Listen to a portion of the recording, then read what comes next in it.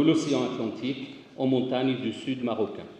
Ce bilan est également l'occasion pour nous de vous montrer les actions de différents ordres que nous entreprenons pour la sauvegarde d'un patrimoine d'époque médiévale qu'on a longtemps limité aux monuments les plus prestigieux et plus précisément ceux des grandes villes, Marrakech, Rabat et j'en passe. Notre travail se déroule principalement au milieu rural, même s'il concerne parfois des sites qui ont joué un rôle justement urbain, qui ont été des villes auparavant, et qui se déploient en effet sous des formes diverses, ambitieuses ou au contraire très modestes, allant de la fouille programmée classique à des interventions en contexte d'urgence qui s'apparentent à ce qu'on appelle l'archéologie préventive.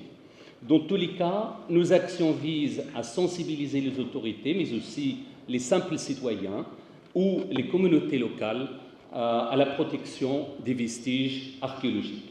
Les différents programmes de recherche que nous avons menés depuis 2 décennies s'intéressent à de hauts lieux, souvent dans les différents sens du terme, de l'histoire médiévale du Maroc et plus particulièrement à une période particulièrement glorieuse, celle de la dynastie almohade. L'histoire des Almohades commence au début du XIIe siècle avec un personnage charismatique qui s'appelle Ibn Tomart, l'un des personnages les plus célèbres de l'histoire du Maghreb médiéval. Ce juriste et théologien amazigh, berbère, va déclencher au début des années 1120 une révolution religieuse menée au nom d'une doctrine puritaine, l'almohadisme, d'où le nom almohade. Cette révolution va bientôt embraser les montagnes berbères au Maghreb extrême, le Maroc actuel, pour aboutir un quart de siècle plus tard, en 1147, à la fondation du plus puissant empire que l'Occident musulman médiéval ait jamais connu, l'empire almohade, qui devait disparaître un peu plus d'un siècle plus tard, en 269, et qui donc prend Marrakech comme capitale.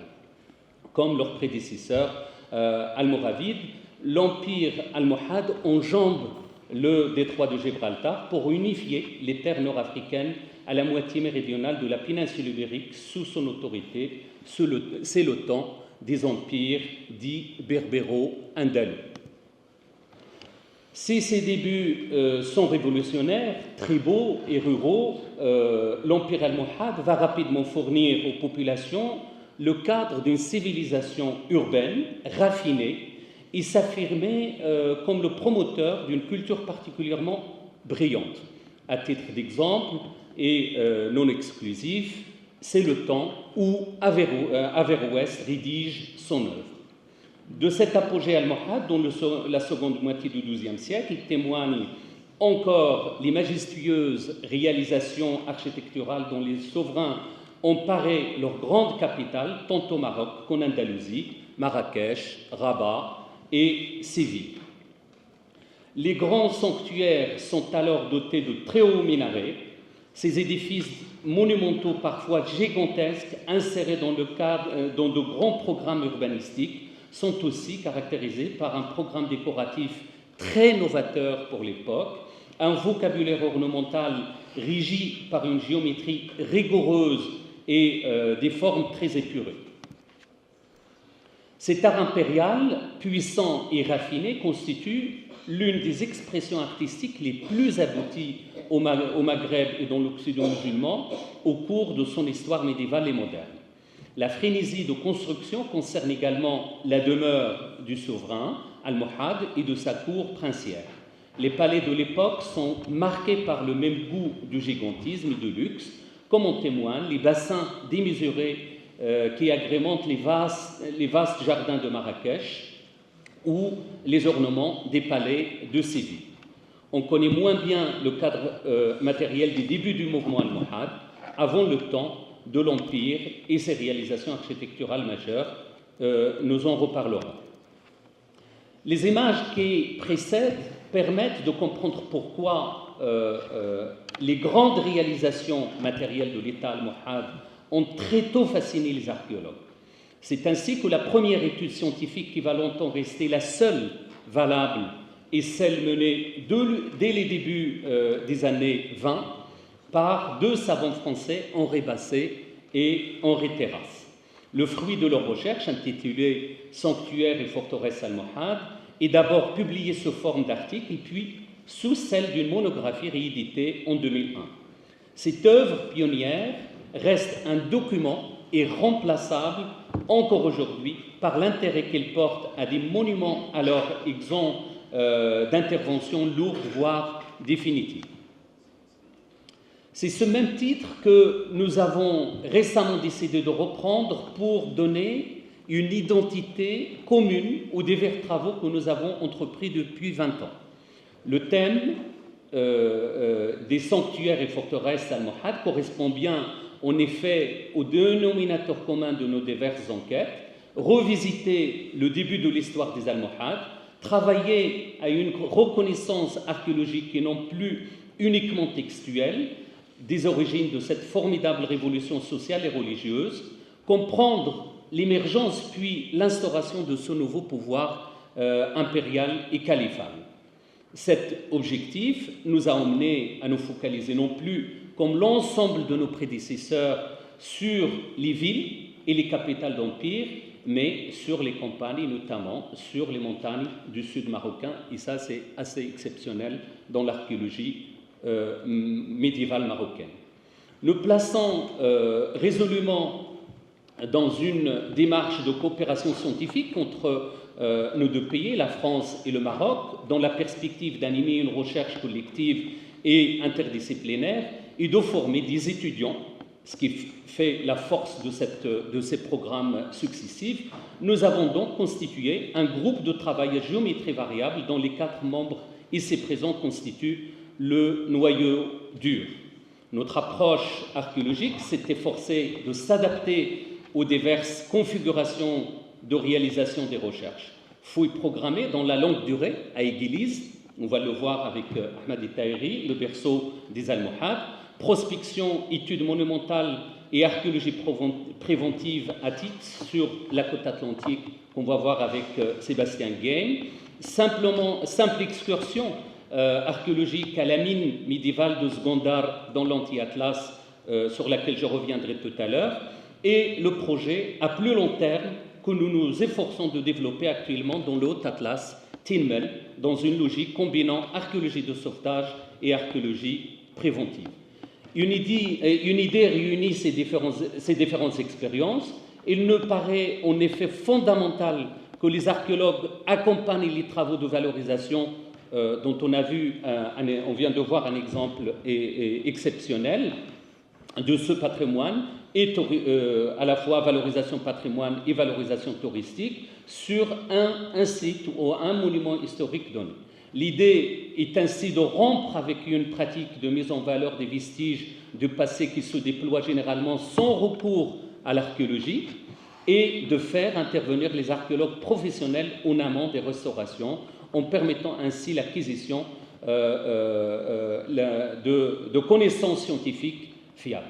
Je passe la parole au professeur Tahiri pour vous présenter le premier site. Alors, le premier site de nos recherches archéologiques, c'est le site d'Éguilise. Donc, à la recherche de la montagne des origines, Éguilise, le foyer initial de l'Empire allemand.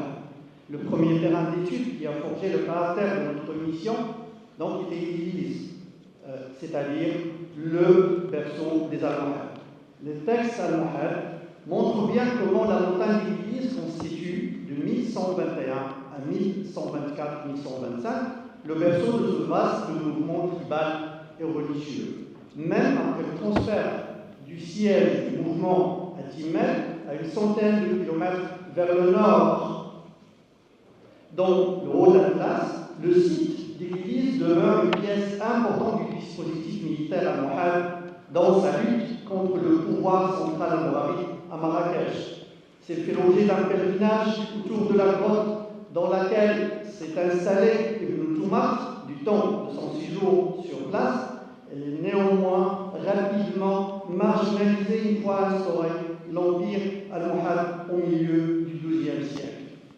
à la recherche de la montagne d'Iglise, qui va nous permettre de dégager que ce site est le foyer initial des Almohades. Mais avant de fouiller ce site prometteur, encore fallait-il le retrouver. Cela a été chose faite en 2004 pour sa localisation dans la chaîne de montagnes de l'Anti-Atlas occidental, puis 2005 pour la première visite archéologique sur place. Ce site était donc complètement inédit sur le plan archéologique avant les premiers travaux que nous lui avons consacrés. La montagne d'Iglise forme un relief isolé par rapport aux montagnes environnantes, d'où son nom qui signifie le piton en langue vernaculaire. Les défenses naturelles sont imposantes. À la falaise qui se dresse à son extrémité orientale succèdent de hautes barres rocheuses qui courent le long des flancs de la montagne. On comprend que celle-ci a attiré les dévots et les ascètes musulmans malgré l'absence de ressources propres en eau. Au-delà de son statut de haut lieu de l'histoire médiévale du Maroc et du Maghreb tout entier, le site d'Iglise présente une grande originalité. Sa dimension rurale, montagnarde et tribale en fait un excellent poste d'observation de l'évolution de larges pans de la société maghrébine médiévale et prémoderne. De même, Iglise constitue un précieux objet de réflexion sur la manière dont l'État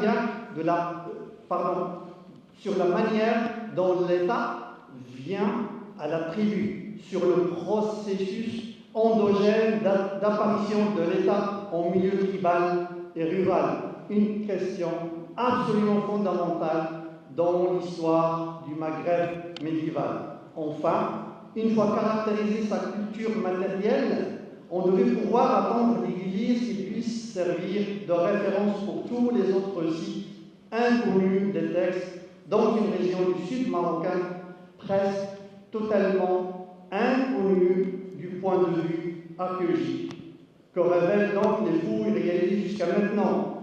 La première des choses, c'est que le site d'Église est un lieu de pouvoir et un pôle religieux. Les édifices que l'on a découverts sur le site n'ont rien de commun avec les grands monuments impériaux comme ceux que nous avons vus tout à l'heure sur l'une des diapositives, qui seront construits quelques décennies plus tard dans les capitales de l'Empire, à Rabat, à Marrakech, à Sivi et ailleurs. Ils sont à l'image des dévots, des paysans et des guerriers qui composent cette société montagnarde, rude, austère, sans goût aucun pour l'ostentation ou le luxe.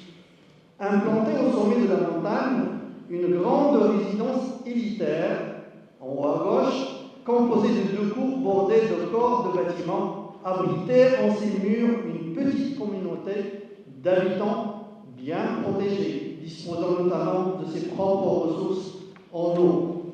De nombreux indices concordants nous amènent à interpréter cet édifice imposant comme le lieu où Ibn Toumart et ses partisans se sont installés lors de leur séjour à Église.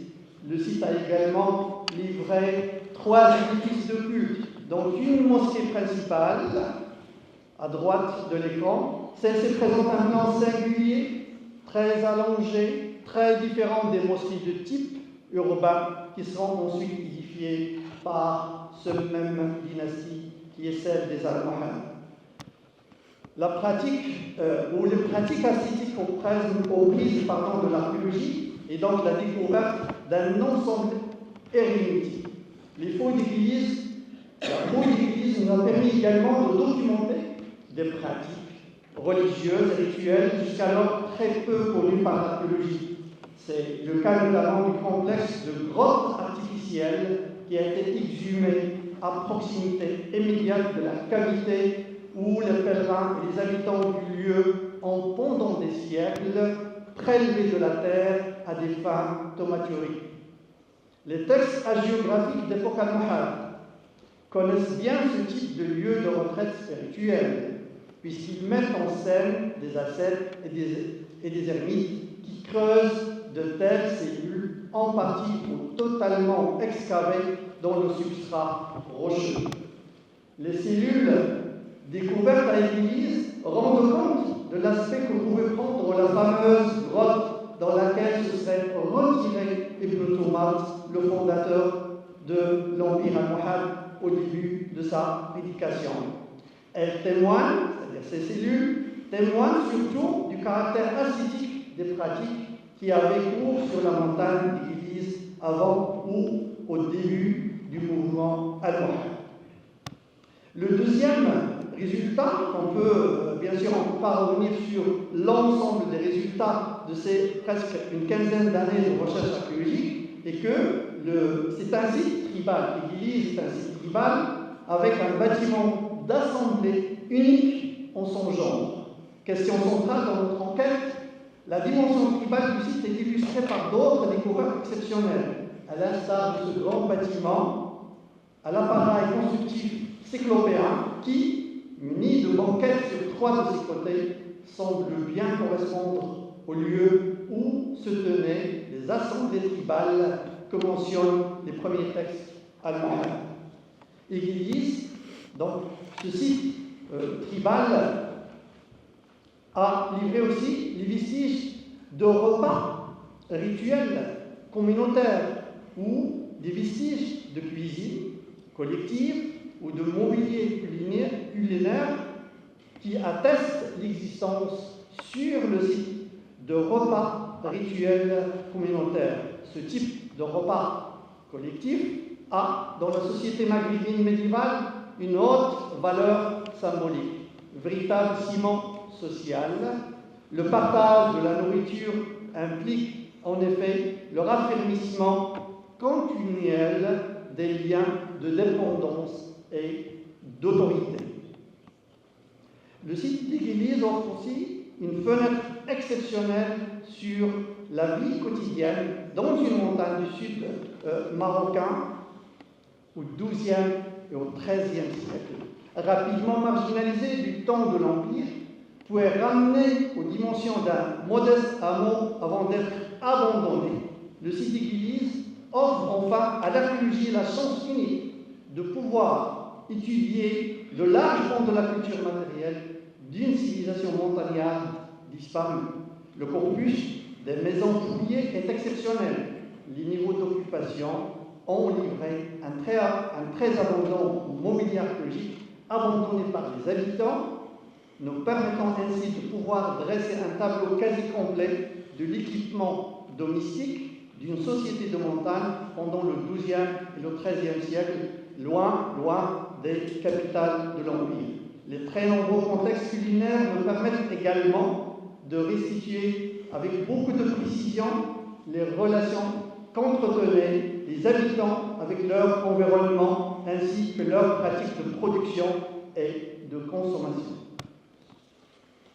Deux objectifs doivent être soulignés: soutenir donc l'archéologie en milieu rural à partir de cet exemple d'Église et en même temps sensibiliser au patrimoine local, et ce sont deux objectifs auxquels notre mission scientifique s'est attachée dès le début de ces travaux.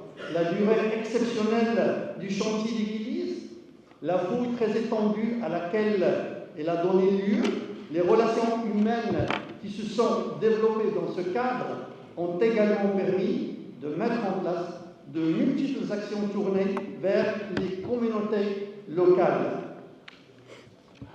Ces actions ont pris des formes diverses: accueil d'individus, de groupes sur le site, visites scolaires, réalisation d'un stand dédié par exemple à l'archéologie lors de la fête annuelle du village, conférences sur nos travaux de fouille dans ce même cadre, campagne de conservation des vestiges en recourant à des techniques locales, projets avec le milieu associatif local et enfin aménagement touristique du site. Toutes ces actions ont été entreprises afin de nouer et développer un dialogue constant avec les habitants pour leur faire prendre conscience de la nécessité de protéger leur patrimoine, l'une des questions primordiales pour nous en tant qu'archéologues, mais en même temps en étroite concertation avec les administrations en charge de la préservation et de la mise en valeur du patrimoine. Comme dans toutes les communautés rurales où il n'existe pas de forte pression foncière, le danger réside en effet à l'église dans les activités du pillage de la part de chercheurs clandestins, amateurs de trésors, malheureusement. L'histoire et la légende se mêlent autour de la figure d'Ibn Toumat et sa grotte et suscitent bien des convoitises et des fantasmes. Nous avons donc développé une démarche préventive à finalité sociale, en discutant avec les habitants de la région, à commencer par nos ouvriers, dont certains exerçaient encore, même après plusieurs campagnes de terrain, une activité annexe de creuseur occasionnel. Ce dialogue a porté ses fruits. À titre d'anecdote, l'un des Plémondus, autrefois, est aujourd'hui gardien du site et défend celui-ci contre les pilleurs. Je redonne la parole à notre ami Philippe pour nous parler du second site de notre mission archéologique, qui est le site de Zwanda. Alors, ce n'est pas pour que les Marocains s'accaparent la parole publique, mais à présent, juste pour vous présenter l'une des mines les plus importantes du Moyen-Âge maghrébin. Il s'agit de la mine de Zgonda, située à quelques encablures du site d'Église, dans le massif volcanique de Sirwa, à 2000 mètres d'altitude. Les auteurs médiévaux se sont attachés à décrire la mine et son fonctionnement, montrant notamment l'articulation peu commune entre différents acteurs sociaux, entrepreneurs privés, tribus locales et pouvoir almohade. Il s'agit par exemple d'un site où le pouvoir almohade a frappé monnaie. C'est exceptionnel pour l'époque. À l'instar d'Église, ce site questionne donc lui aussi le rapport entre structure tribale et l'État. Toutes les études menées sur le site étaient jusqu'alors restées centrées sur les techniques d'exploitation minière, sans recourir à l'approche archéologique. L'exploitation ayant été reprise peu d'années auparavant, il nous semblait important de visiter le site sans plus tarder pour essayer de repérer les structures d'habitat négligées par nos prédécesseurs, récolter du mobilier et nous assurer ainsi de la périodisation d'occupation du site. Pour des raisons indépendantes de notre volonté, la visite réalisée dans des conditions difficiles, parce que le site est très difficile d'accès, a été rapide et s'est limité à 3 jours. Il nous a permis néanmoins de mesurer pleinement le potentiel archéologique de ce site, à l'image de ses vestiges de meules, de broyage, de minerais, que l'on trouve ça et là, disséminés dans les quartiers artisanaux. Ce potentiel archéologique nous est malheureusement apparu très réduit et très détruit. La relance de l'exploitation en 2012 a en effet, par un groupe canadien, a en effet entraîné des destructions majeures et irréversibles, notamment à l'occasion du tracé de nouvelles pistes permettant l'accès aux galeries et puis de la mine. C'est l'une des mines les plus rentables pour le groupe canadien en question. Dans ce chaos de ruines informes, mais également dans les structures d'habitat heureusement conservées quant à elles sur les pentes les plus abruptes du site, nous avons pu récolter des céramiques d'une qualité remarquable dont la datation corrobore l'activité de la mine durant les XIIe et XIIIe siècles. Parmi ces objets, on retiendra ici, en bas à gauche, un fragment de céramique glacurée estampé appartenant à une grande jarre de stockage d'un type largement diffusé durant l'époque almohade. En haut à gauche, un tesson de céramique glacurée selon une technique particulière et originale, la cuerda seca, la corde sèche, avec son parallèle andalou. Ce lot de céramique est incontestablement issu d'ateliers urbains très qualifiés, dont on connaît bien des 3 parallèles pour le Maroc et à l'Andalous. Ces objets ont donc été importés à Zgondar. Ils témoignent ainsi du niveau de vie élevé dont jouissait cette petite société montagnarde spécialisée dans l'extraction du métal précieux.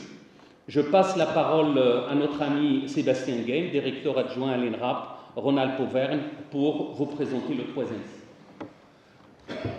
Donc, troisième site, vous l'avez compris, entre la fouille programmée de l'Auvergne d'Église, la visite prospection du site de Londres, nous avons affaire ici avec Moulay Abdallah, site, donc un centre de spiritualité médiévale, un autre type d'intervention que nous avons mené tous ensemble.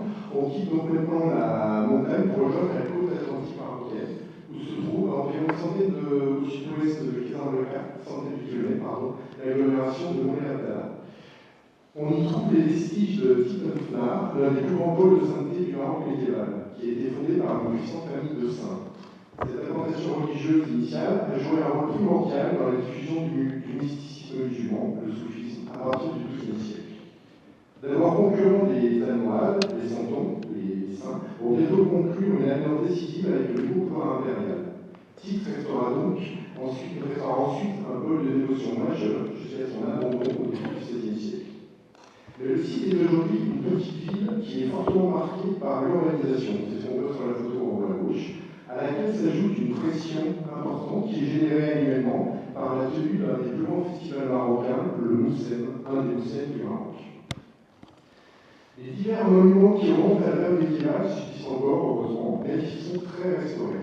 C'est le cas par exemple de l'enceinte de l'agglomération et de ses portes, que vous voyez ici sur l'écran. De cette enceinte monumentale se détachent aussi deux minarets dans l'enceinte de place, dont les décors rappellent celui des grandes mosquées impériales qu'on a vu tout à l'heure de l'époque allemande. À cela s'ajoute une des portes, la porte dite de Bab Kibli, au sud-est de l'agglomération. Ces monuments sont d'autant plus intéressants que leur étude était en grande partie inédite avant qu'on s'y attelle un petit peu, et remontait au travail de l'ACTA, dont vous avez parlé tout à l'heure. Initialement, c'est en apprenant en 2012 que la municipalité avait pour projet de mettre en valeur certains de ces monuments médiévaux que nous avons souhaité intervenir en amont de cette restauration afin de documenter l'état archéologique actuel des bâtiments. Le travail s'annonçait néanmoins compliqué, comme on peut le voir ici, puisque ces monuments avaient donné lieu au cours du XXe siècle à des restaurations, voire des reconstructions parfois importantes, sinon totales, le tout sans aucune étude archéologique préalable. Notre intervention est motivée également par l'accroissement de la pression foncière qui s'étale dans l'agglomération comme dans ses alentours. D'une part, du fait de l'organisation annuelle du Lucem, dont on a déjà parlé, et d'autre part, la densification urbaine qui va de pair avec la croissance démographique importante marocaine. Cela suscite toujours d'importants travaux d'infrastructure et des structures pour les couches archéologiques dont on a l'habitude de traiter en France. Ainsi, de 2012 à 2019, nous avons mesuré au fil de nos visites sur place et de nos travaux d'études la vitesse avec laquelle les vestiges archéologiques sont détruits et disparaissent. Un exemple parmi d'autres, la première prospection menée dans un vaste périmètre au nord-est du site du Ribat avait permis de retrouver en 2014 les vestiges d'une grande carrière médiévale, carrière qui avait servi à l'édification des deux principaux minarets et des remparts. Et l'étude archéologique des méthodes d'extraction de la pierre de construction est encore assez peu développée au Maroc et qui nous apparaissait comme un des points forts à développer les années suivantes, et ce que nous n'avons pas pu faire du fait que cette carrière a été en grande partie recouverte par des tonnes de gravat. Vous avez quelques exemples de ce qui était ici, notamment la négative des stèles funéraires archéologiques. Les monuments verts sont bien évidemment pas épargnés par cette accélération du processus d'urbanisation. Certains d'entre eux, comme la porte de Bab Kibli, par exemple, pour loger d'atteintes diverses, ce que disait Arnaud tout à l'heure, les pillages, ainsi de suite, qui sont assez classiques, voire des potentiels instructeurs. Au vu de cette situation, il apparaissait important de documenter de manière préventive l'état des monuments médiévaux avant toute nouvelle opération de restauration et mise en valeur.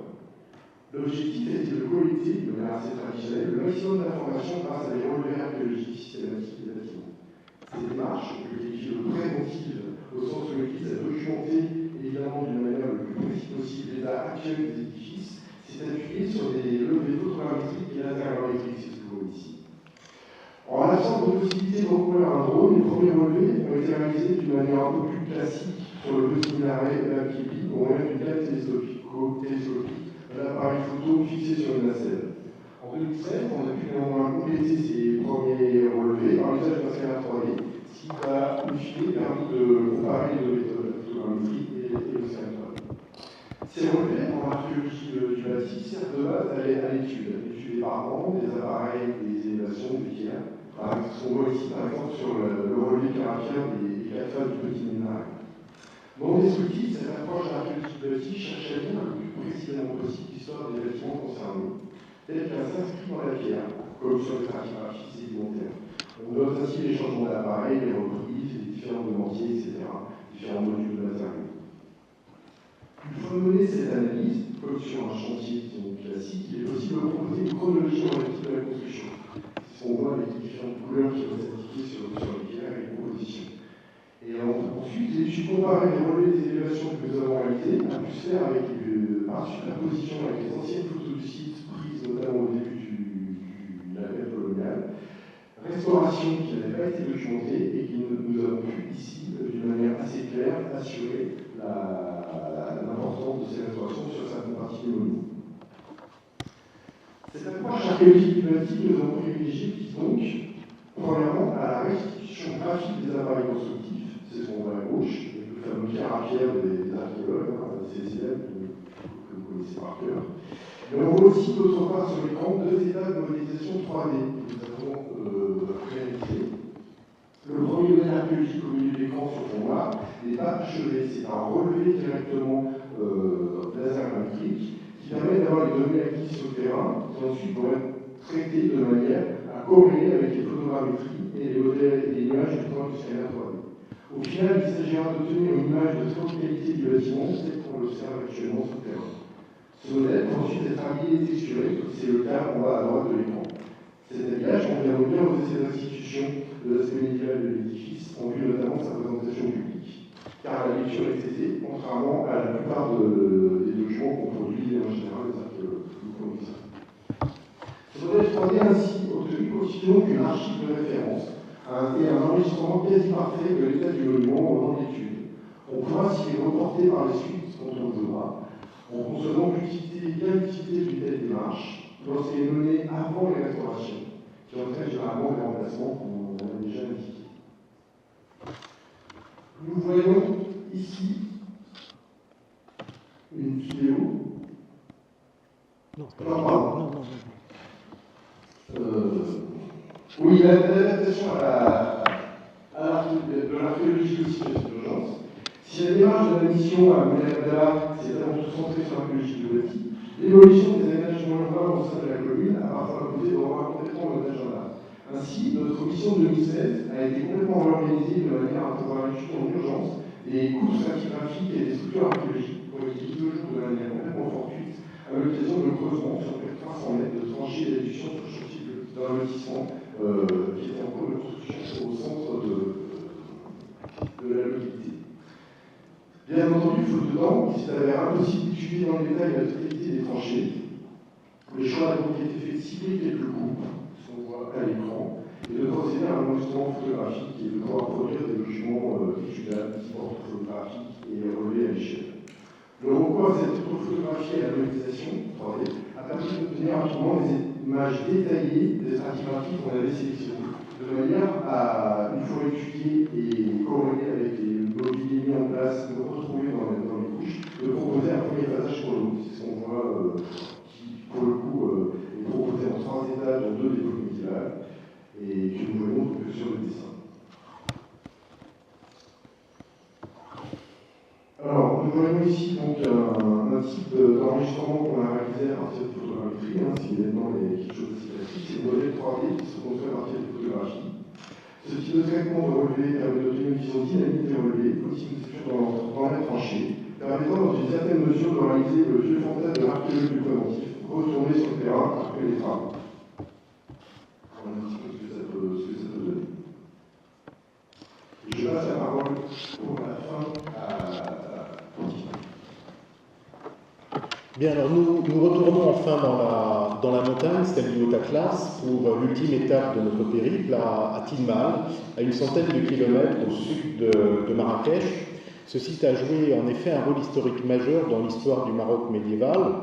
entre les années 1120 et la chute de la dynastie almohade en 1269. C'est là en effet qu'Ibn Tumart, donc qui vient d'Igilis, se fixe donc en 1124, et c'est également là qu'il s'éteint 5 ans plus tard. Du temps de l'Empire almohade, Tilmal est élevé au rang de sanctuaire majeur, de cité sainte. Un pèlerinage à la tombe du fondateur est officiellement organisé depuis la capitale Marrakech. Le site devient également le panthéon dynastique des souverains et la localité devient une véritable ville. Alors ce lieu de mémoire particulièrement important possède son emblème. La célébrité et la postérité de ce site sont en partie dues en effet à la présence en ce lieu d'un monument exceptionnel, la mosquée de type urbain, construite par le tout jeune pouvoir impérial en 1148, un an à peine après sa victoire. Ce sanctuaire, il va traverser les siècles sans changement majeur, perdant progressivement sa fonction durant l'époque moderne. C'est un joyau architectural du milieu du XIIe siècle qui est célèbre justement au Maroc comme bien au-delà de ses frontières pour incarner l'un des plus beaux spécimens de l'histoire de l'architecture islamique. À ce titre, la mosquée almohade de Tilmal figure en bonne place dans de nombreux manuels d'histoire de l'art universel. Implanté pratiquement à l'épicentre du terrible tremblement de terre qui a ravagé la région du Haut-Atlas dans la soirée du 8 septembre 2023, le site de Tilmal a malheureusement été ravagé par ce séisme d'une rare violence. La mosquée a été très gravement endommagée et son décor somptueux, reproduit dans tous les manuels d'histoire de l'art comme je l'ai dit, pulvérisé en grande partie. Les populations locales ont été évidemment durement frappées par le séisme. De nombreuses maisons se sont effondrées dans le village lui-même. Et notre discussion archéologique n'aurait bien sûr pas de sens si nos pensées n'étaient pas tournées d'abord vers les habitants, que nous remercions pour leur accueil et l'intérêt qu'ils portent à notre travail.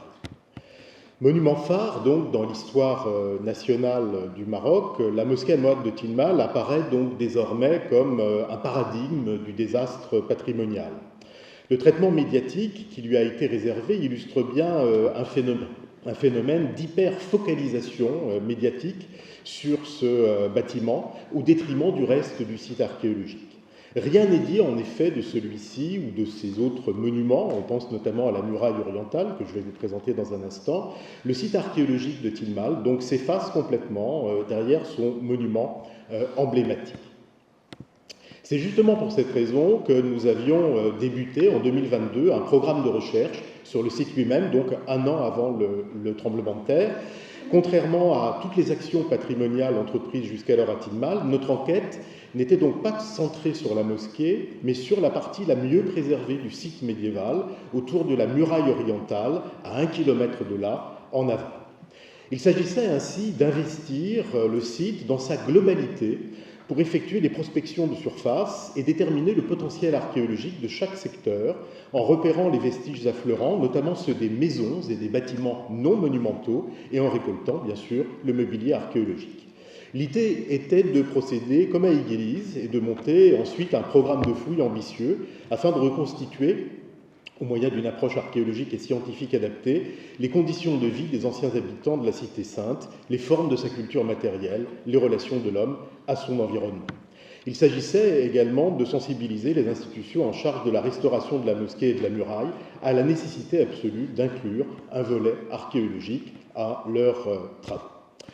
Nous avions donc arrêté notre choix sur la zone de la muraille qui barre la vallée à l'est et en aval.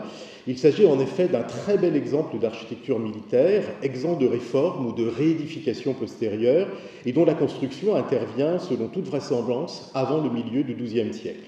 Seuls Basset et Terrasse avaient publié une étude partielle sur le sujet. Donc presque 100 ans plus tard, nous avons pu réaliser, c'est ce qu'on voit à droite de l'écran, à l'automne 2022, le premier levé topographique de la muraille, et nous avons pu également commencer à détailler les particularités de celle-ci, notamment son étonnante hétérogénéité, puisque suivant exactement la nature géologique du substrat le long de son cours, les matériaux employés, pisé, pierre, diffèrent d'un endroit à l'autre de la construction.